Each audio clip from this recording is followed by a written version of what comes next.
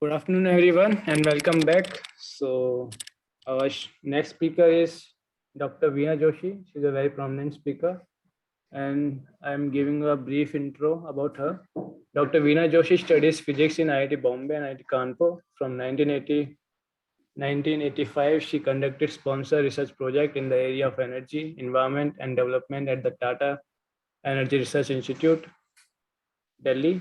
In 1994, she joined the Swiss Agency for Development and Cooperation to develop and manage HDC's Global Environment Program in India. Her experience as an interdisciplinary researcher and a program officer has enabled her to develop an integrated perspective on how to develop interdisciplinary program of research and implementation.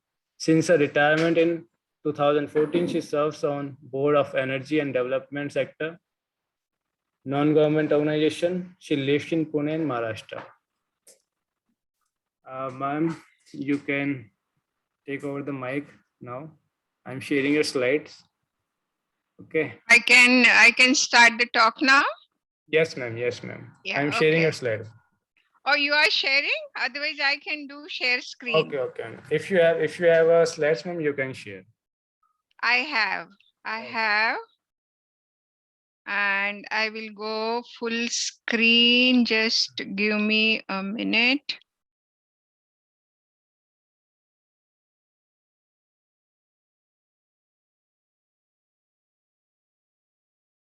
Sorry. Yeah, Yes, is that fine? yes, ma'am. It's visible. Okay.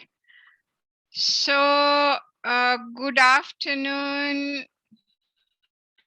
and good evening. I think we are spread across the globe. I'm very glad to be able to give this talk. But this talk is slightly different from what you have heard so far. So I just wanted the organizers to conduct poll questions as a mutual introduction. And I also want to know participants a little more. So can we go over for the poll questions? Yes, ma'am.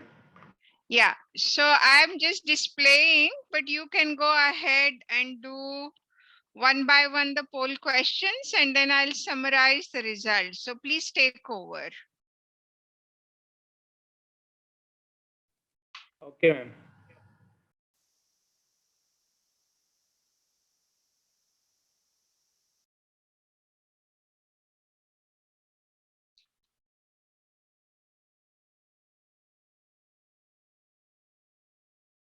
Participants, you have a 30-second or 1 minute time. You just answer your questions one by one.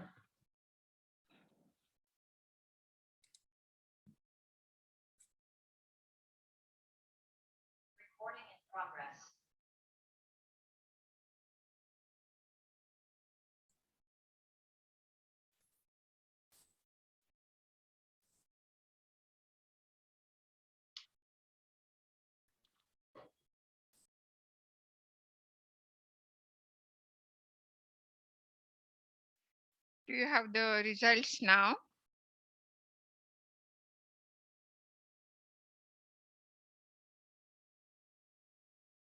Okay, so we have mostly academicians, implementers, and others. Fine. Go to the next question.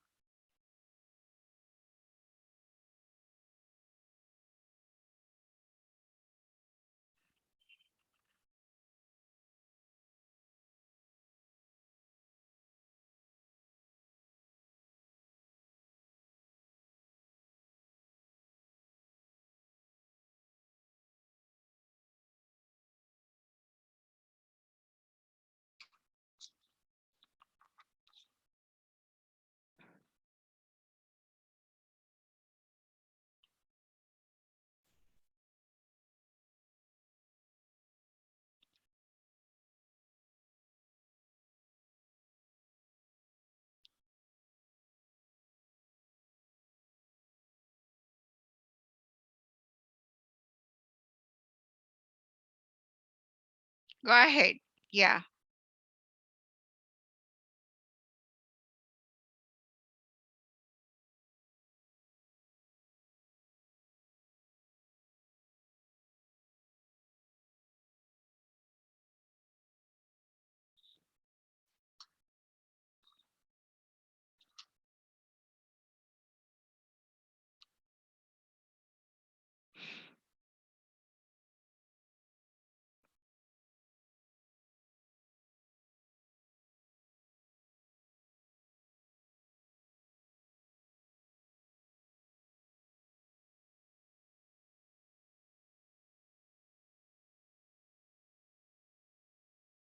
Okay, go ahead.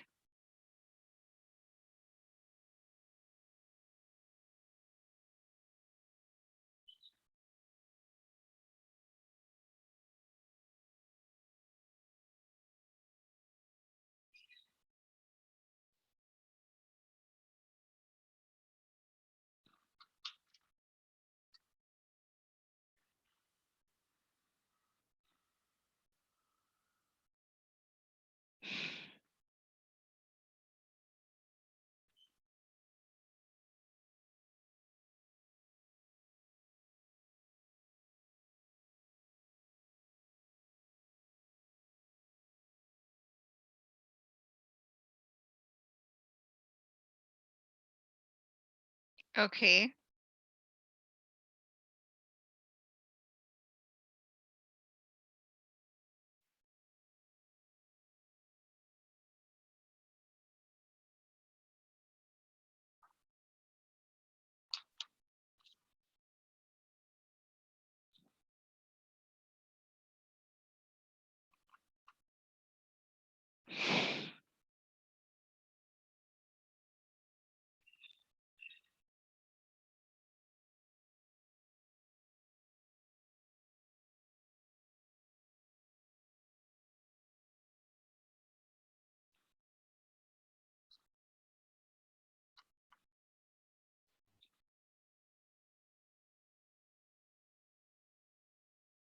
Wow. Excellent.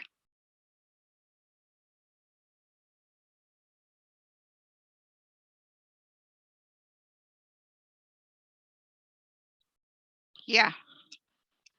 We can close the polls. I'll start sharing the screen.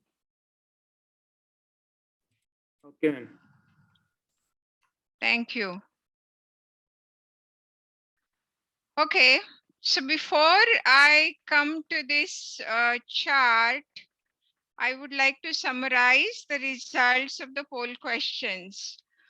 Most of the participants, I'm very glad to see that your interest areas are climate change, energy access, air pollution, and energy efficiency.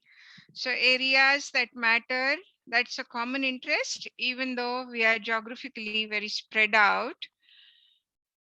I was going to refer to examples from industries, energy efficiency. So I am glad that most of you understand these sectors quite well.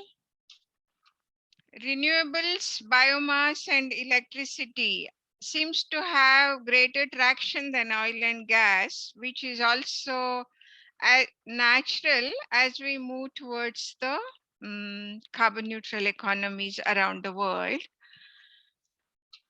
I see that most of you work either in academia or government or in private sector, where most energy access work happens. That way, the civil society organizations, think tanks are far and few in between as far as energy efficiency is concerned. I'm glad to note that you work in academia and you are also researchers largely.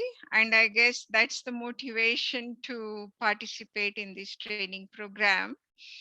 The rest of you are involved in implementation and other activities. Now, if I look at how geographically you are spread, you see, I don't even see Thailand on the map. So I was worried, how do people from South America participate in this training program when they are so far away? And in terms of time zones, it's just far too early for them. But I understand that these are talks that are recorded and the participants have an option to listen to them. I'm glad to see there are participants from PLA, Zambia, Ethiopia, Bhutan, Nepal, so it's really a very widespread. Uzbekistan. I once had a colleague in my earlier job who worked in STC, Uzbekistan. So a really diverse group. I wish we were physically present in some location where we could see each other, talk to each other, and have a cup of tea together. So, what are we going to talk about? All of you have been listening to expert talks about what to do. But today I'm going to be talking more about how to do, how to design a program, what is important, how do we understand a challenge. And that's where we are going to spend next 30-40 minutes. And then what we will do is keep as much time as possible for a good Q&A session. So, you know, while preparing for this talk, I said, how do we perceive the challenge that we are facing today in climate change? There are many solutions, but we have to solve a problem. And the problem can be broken down in many different ways.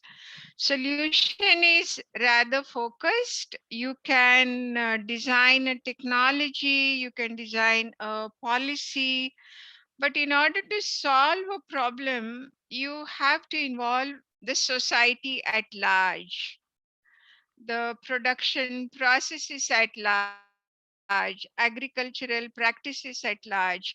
The scale is of great significance, and I, as a researcher, you as an academician or an implementer, think about things in rather focused manner.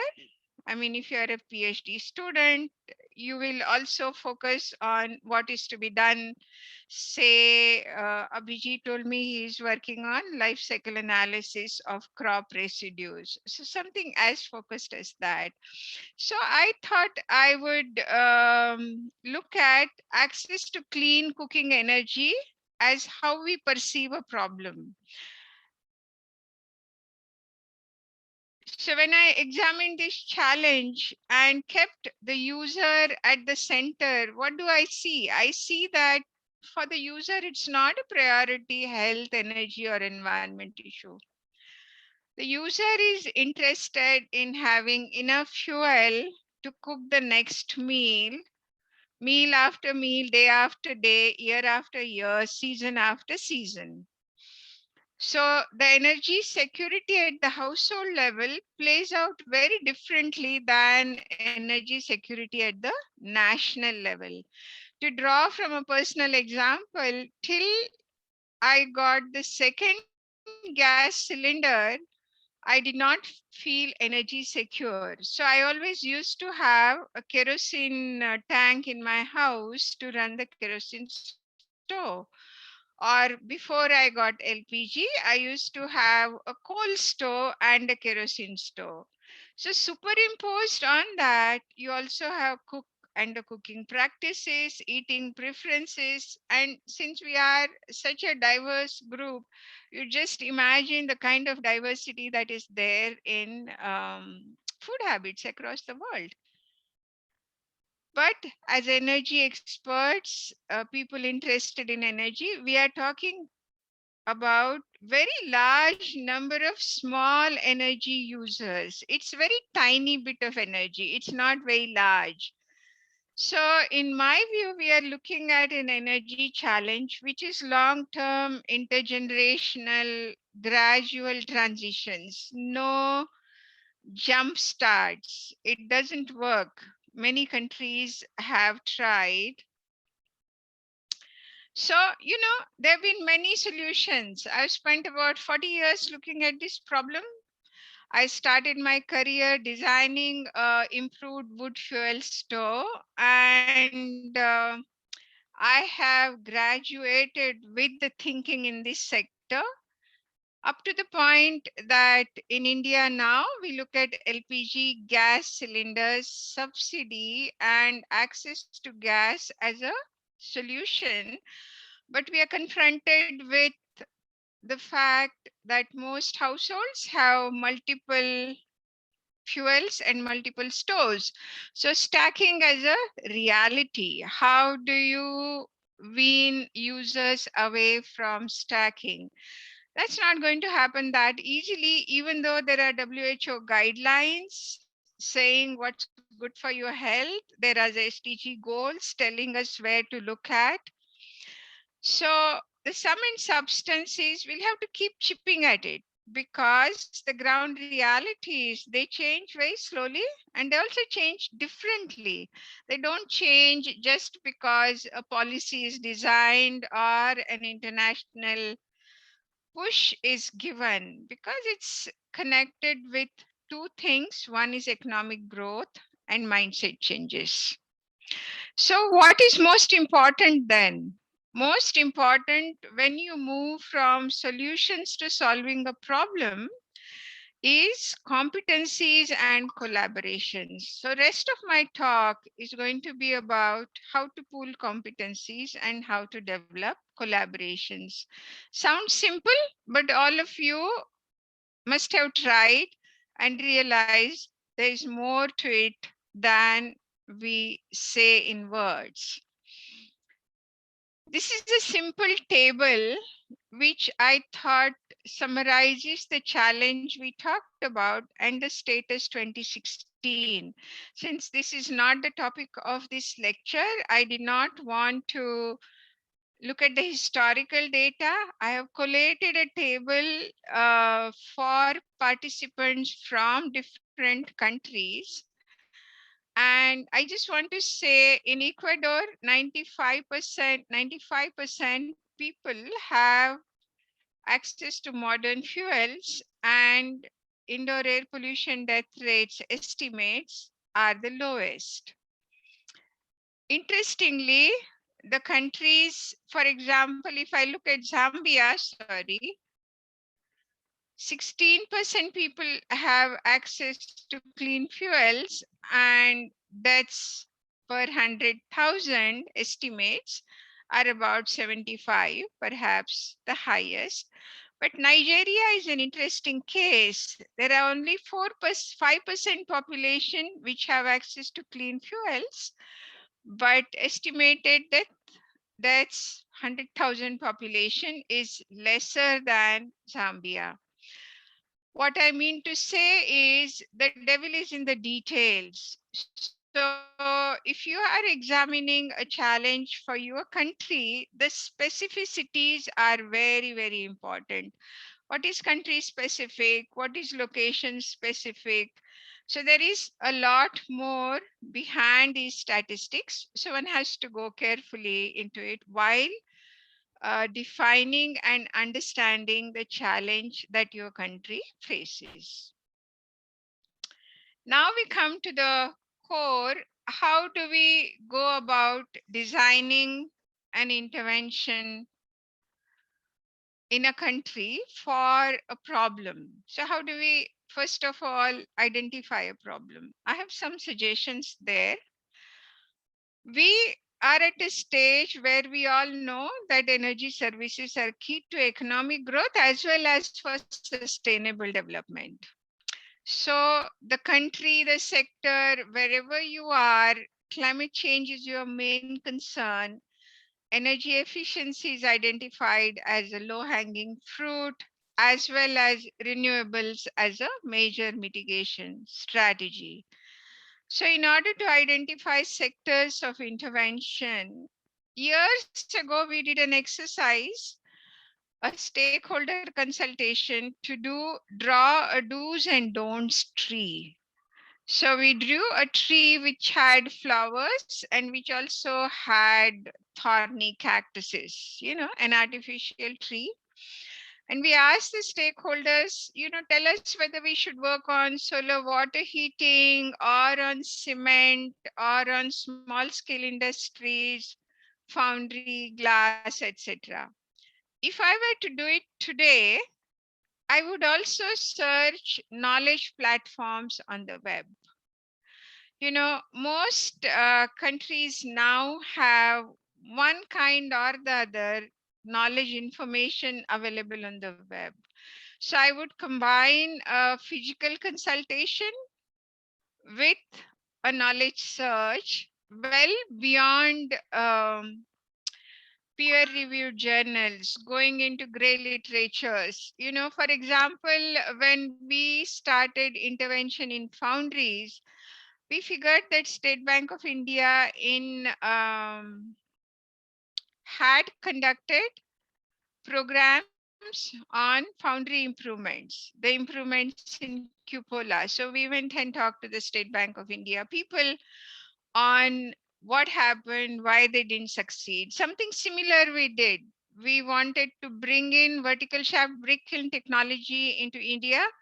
So we went to Bangladesh. We went to Bangladesh to find out what they had done there. Then we went to China to find out what they had done there, etc., etc. But eventually you come back to your country and then find out what is this country going to tell us. Are they going to accept this technology? Are they going to reject it? You know, I'm talking about small energy users. I'm not talking about big power plants or big industries, because there are many who have designed those programs and they are rooted in large industries. But in countries like ours and the diverse group that is here in this program, you would necessarily be looking at small energy users. The quantum of energy used is small, and often they are at the tail end of your demand. So it's important to understand what are the complex ground realities. What is the second thing we found? We found when we started the program, nobody works in these sectors. You know, who works on cooking stoves, who works on brick industries, who works on charcoal kilns, very, very small end uses. And we want to introduce energy efficiency there, and we want to introduce renewable energy there. So that's the challenge. So important is identifying the intervention. So how do you design? What does it take to design these programs?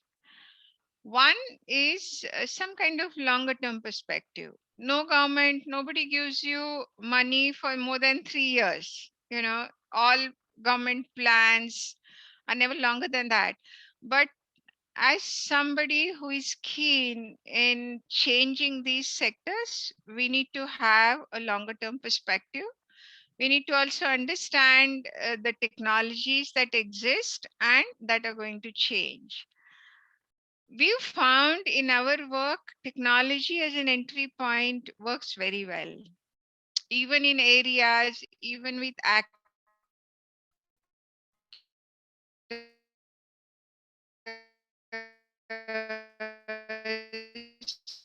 where but then you cannot ignore the socioeconomic situation. I hope my internet connection works better. And I wanted to give you an example from brick kilns. Brick kilns in India are run by migrant laborers. So while we were introducing a new technology in brick kilns, we also worked with the villagers from where the firemen came, the workers came, and we organized their associations of their families in the root villages. You know, it develops a sense of security, and it makes the intervention more robust. The other thing we've realized over the years is customization is the key. So your field teams or the capacities of the field teams, people who go into the field, you know, the staying capacity has to be quite good, because customization needs very close observation. And I'll give you one example. We were working in Firozabad industry, which is a glass making cluster in India. And Indians are obsessed with the red color of their bangles that they wear. So the new technology, for whatever reasons, it was very hard to get that color. So the study team as well as that enterprise team kept awake night after night while they were melting the glass just to find what is it that will give you the red color. So that kind of tenacity is very important. Meet economic and environmental objectives. These are in situ interventions. You do not have the luxury of trying something in the lab for a long time. Quickly enough, it has to go to the field and demonstrate itself. So it is very key to keep that in mind so that your design has to be carefully thought through. I mean, all of you who have worked in energy efficiency know about this, the ESCOs of the world. Setting expanding program design criteria. I said we start with technology as an entry point. We also look at the socio-economic issues. But the program from one phase to another phase has to expand. It has to go from a simple technology intervention to, say, capacity building of the work people. We introduced new compressor technology for the refrigerator sector as a part of Montreal Protocol. So the service personnel had to be retrained because they were handling different compressors. So including their capacity building as an important part of program development was very critical, and we couldn't do it alone. Switzerland is a small donor agency in India, even though it's a very rich country. So we collaborated with the Germans and then with UNIDO, so just about anybody and the private industry in India. That brings me to my next slide, and that's about competence pooling. We as researchers and academicians are used to working in a fairly insular work environments. We have our labs, we do our research, we have our computers, but that's not how the world works. Who is there in the industry? In the industry, it's mainly the investors and some workers and a few engineers. There are not too many design people there. So you essentially have to visualize on how is it going to unfold, who is going to build it. So we had to enroll a lot of civil society organizations who were interested in doing this kind of technical work. We also had to build the domain expertise because a lot of things are not known. So that had to be done. And as we move towards an era where we are looking at, this training program is on carbon neutral economy.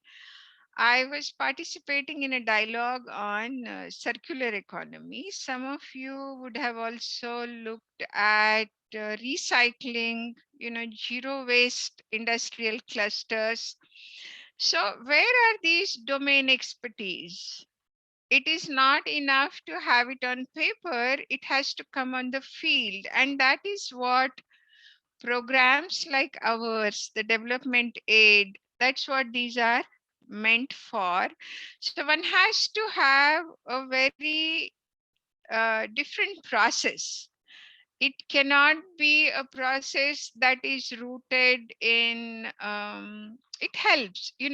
Many of our projects supported PhD students because I'm one of those who is convinced that if you have a PhD student in your project, your work is very thorough because there is a benefit, there is an individual incentive, but that's only one element. You also need industry associations who have leaders who would want to encourage their entrepreneurs ki bhaiya, get it done. These guys are good, this team is good, they will be with you, they won't leave your hand in the middle.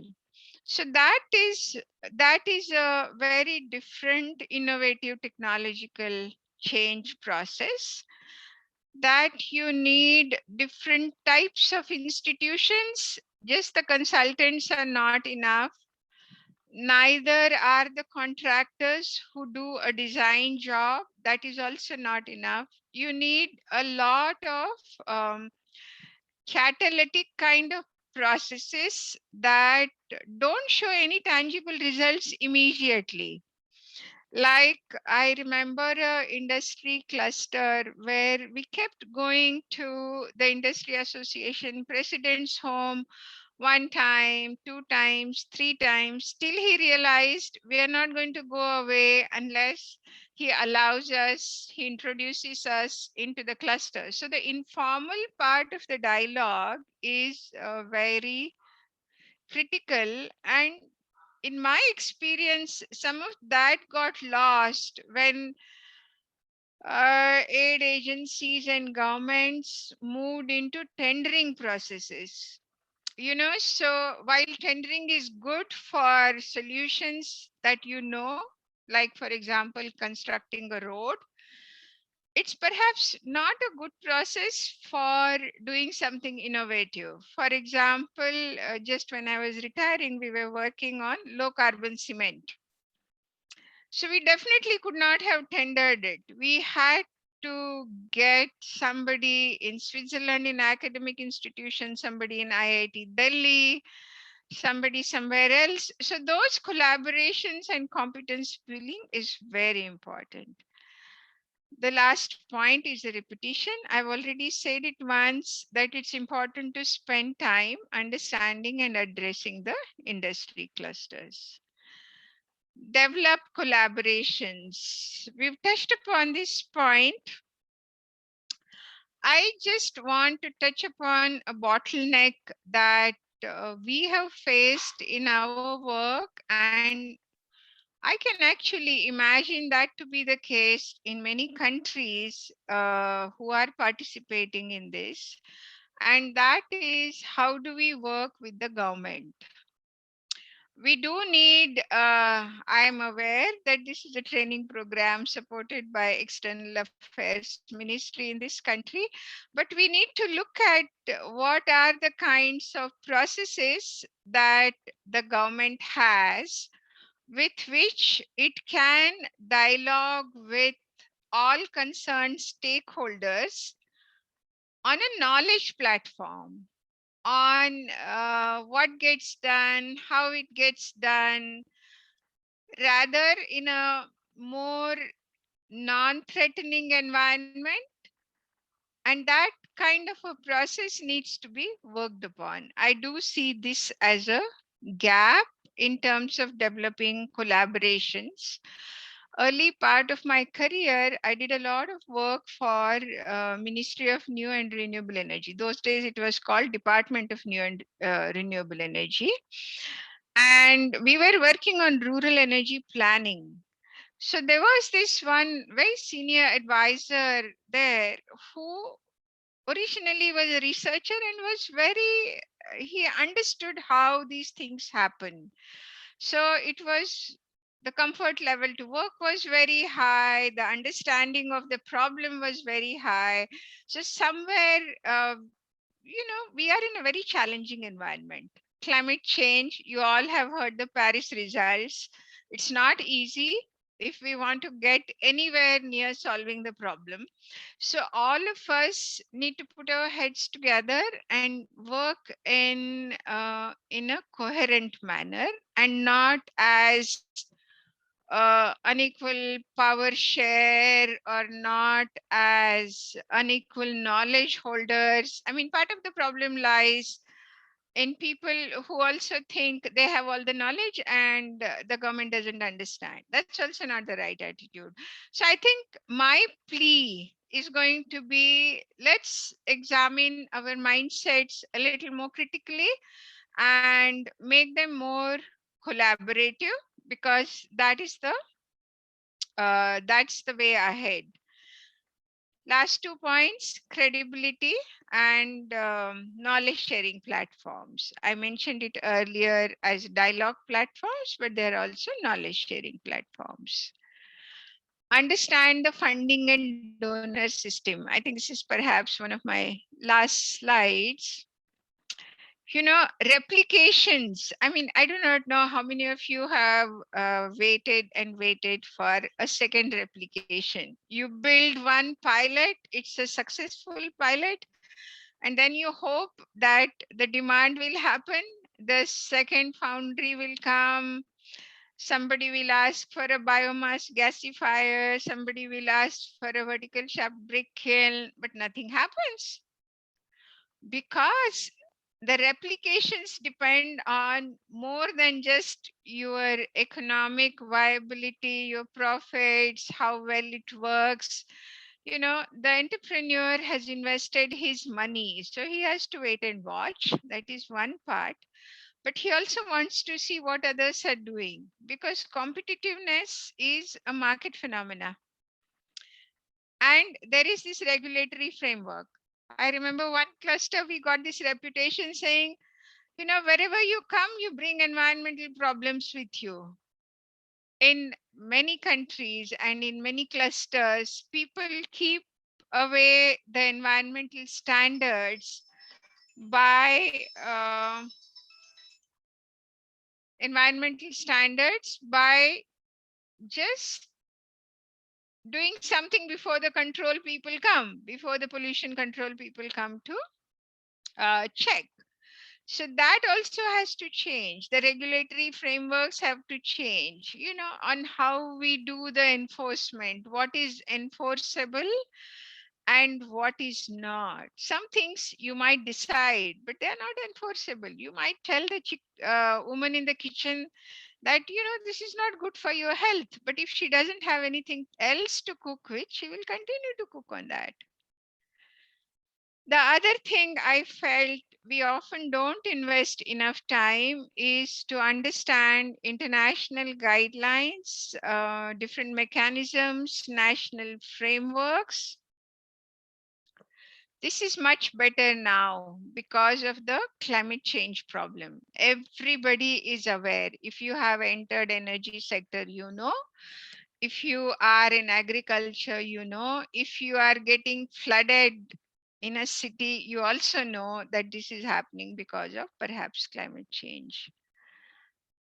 What is also important in my experience, independent of where you are, is to let your imagination go a wild once in a while, and you build a pipeline of projects. Doesn't matter, just ideas, concept notes. You don't know from where the opportunity will come. And you also keep scanning the donors. These days the donor community is far more diverse than what used to be when we started our careers 50 years ago. So you have a possibility of building a very beautiful jigsaw through the career paths you all will follow. Today you will get this piece somewhere, tomorrow you will get that piece somewhere, somebody will find some idea, and then eventually the landscape will develop, the canvas will develop on which you can build further and further. Understanding sustainability of results. What is sustainable? I mean, we use this word as though we were born with it. Sustainability to me means that the country, rather in a rather decentralized manner, has capacities to solve its problem locally. That's the best sustainability that we can promote and hope for. So my plea, and this is across the board, doesn't matter where you are based, but this is a sustainability mindset. So when you have procurement processes, have a sustainability perspective. If a contractor comes in, I have nothing against contractors. They are good for some jobs, they are not good for some jobs. So have that perspective in mind and then decide what kind of a service you want to procure. Build capacities wherever you are, whatever you can do, build capacities. Ownership. If you're doing something, I once went to visit a village very close to Delhi and its name was Kartarpuri. I never understood why a village in India would get Kartarpuri as a name. So when we visited there, apparently Jimmy Carter's mother had visited and donated a lot of infrastructure assistance. So the village people, in a fond way, renamed their village, but half the infrastructure was not functional because of the way it was built. So I think it's very important that sustainability is rooted in locality. So longer term perspective. At the end of it all, wherever you intervene, try and keep in touch with the key actors. Like I know of many projects that we did, even after the fund flow was over, people found ways and means of keeping in touch with each other and supporting each other. So I think that is a very good way of conducting development work. Last slide, monitoring and learning. So I am a votary of concurrent third-party monitoring when your projects operate and build a feedback system so that you can make mid-course corrections as you go along. Independent evaluations. This has always been a challenge in my career that nobody wants to touch the evaluation results. Everyone goes on defensive. So we have to find ways and means of making evaluation results as learning grounds and not as taking punitive action. I think that won't take us very far at all. So strive to create, nurture non-threatening learning environments. You all come from that sector. Most of you are researchers, academicians, so you're also trained to do that. This is the Q&A section, and I guess now the organizers will handle it. So over to the organizers, and thanks a lot for listening. Thank you. Yes, ma'am. Participants, if you do have any question, you can ask to ma'am.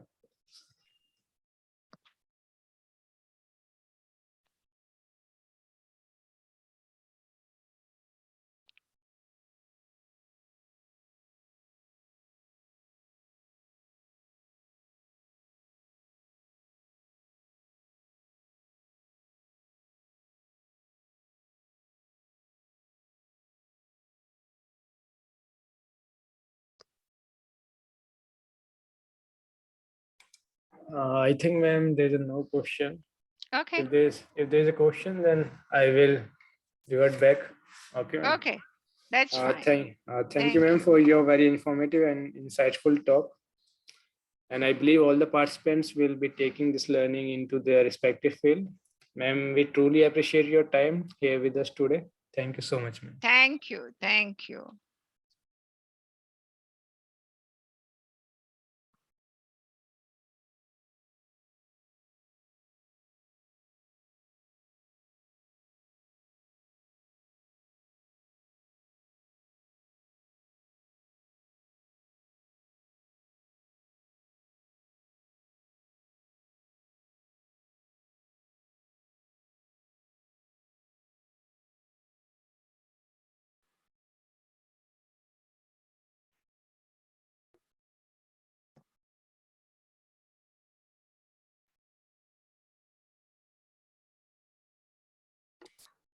Good afternoon, everyone. So there's an announcement for participants.